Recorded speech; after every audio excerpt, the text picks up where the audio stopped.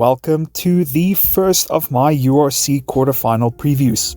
I want to take some time to look at the teams, look at some of the battles that we'll be seeing, but do so from a bit more of an in-depth perspective.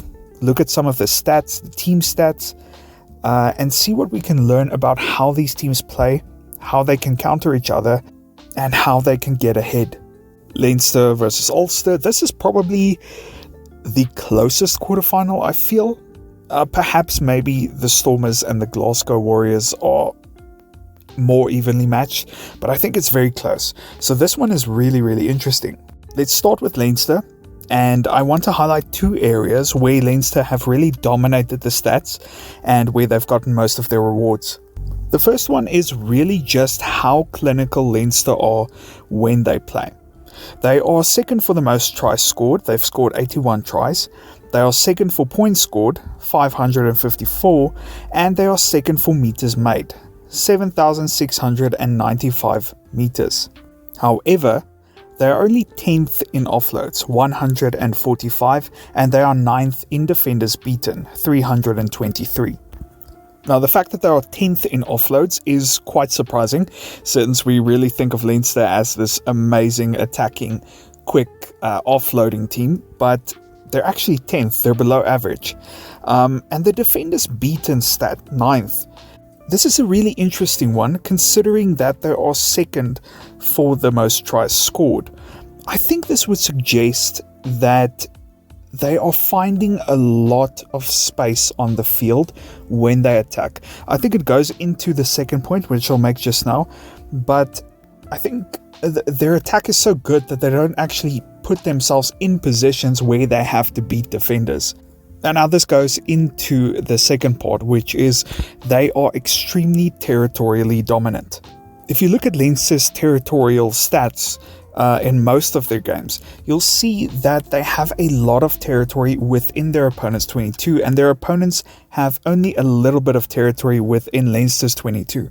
Usually, you will see single-digit territory for their opponents within Leinster's 22. Whereas for Leinster, you might even see 20, high 30s, even sometimes 40% within their opponent's 22. And this gives them a lot of attacking opportunities for sure. But if we go a little bit deeper, if their opponents constantly have to exit, it gives Leinster a lot of counter-attacking opportunities as well. And I think that leads into that 9th in defenders beaten stats, because there's just so much space for them to exploit all the time. And I think a really big key for Ulster is going to be to not give Leinster so many counter-attacking opportunities. It's going to be when they exit out, and let Leinster take the initiative at the line-out. Try to maybe disrupt in the line-out. And a really big reason for this territorial dominance from Leinster is the fact that they are exceptional at the kicking game. They have the second most kick meters behind the Bulls with 14,056 meters. And this might be a pretty big problem for Ulster, because if we look at Ulster, they've only made 420 kicks from hand this season, which is a little bit ominous.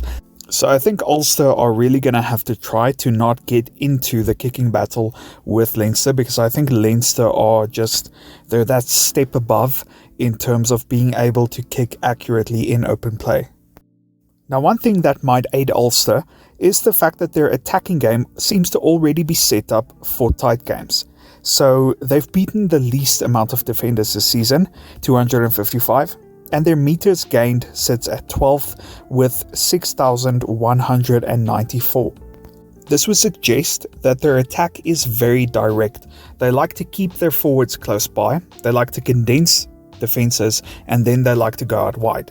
And the last time these two teams met, that was actually a really positive thing for Ulster.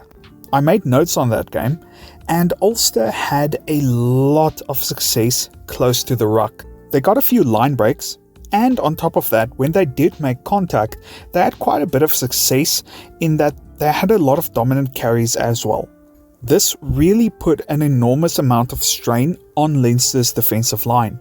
So if you're going to watch this game, really pay close attention to those first 3 or 4 defenders on either side for Leinster.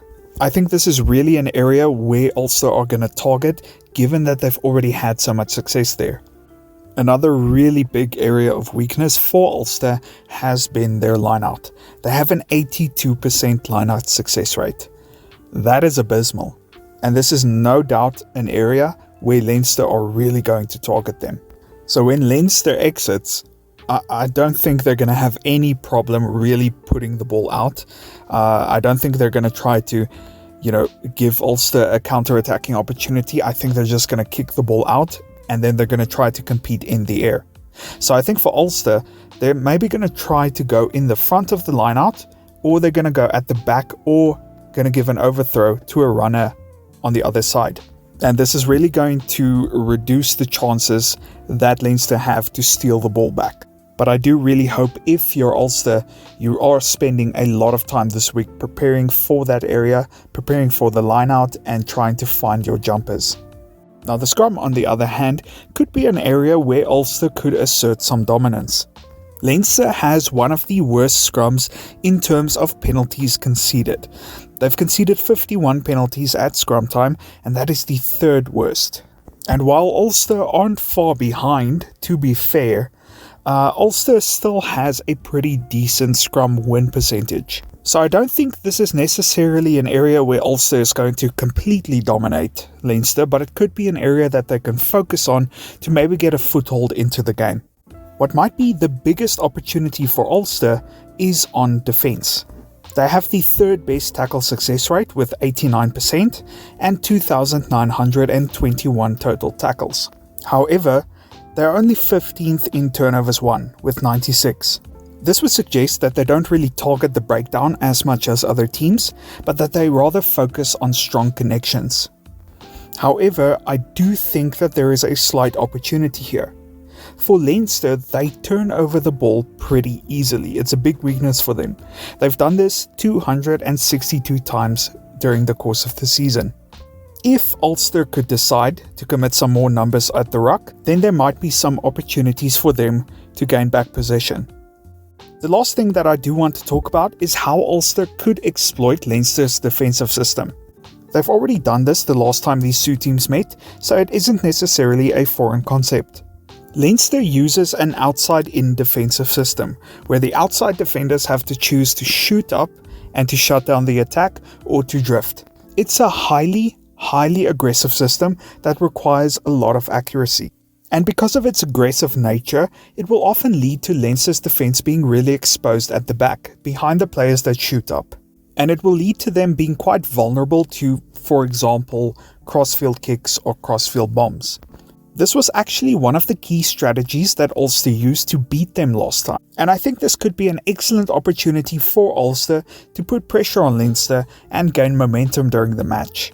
This is going to be an absolutely massive match. I can't wait to see what happens. Ulster have shown that despite being underdogs, they are hungry.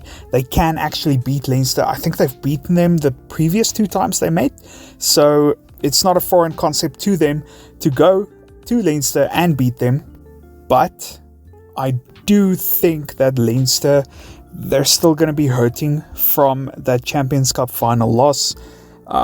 All of their star players are going to be back. It's going to be a full strength team. I do see Leinster taking this one, although I'd love to hear your thoughts in the comments below. Thanks for watching.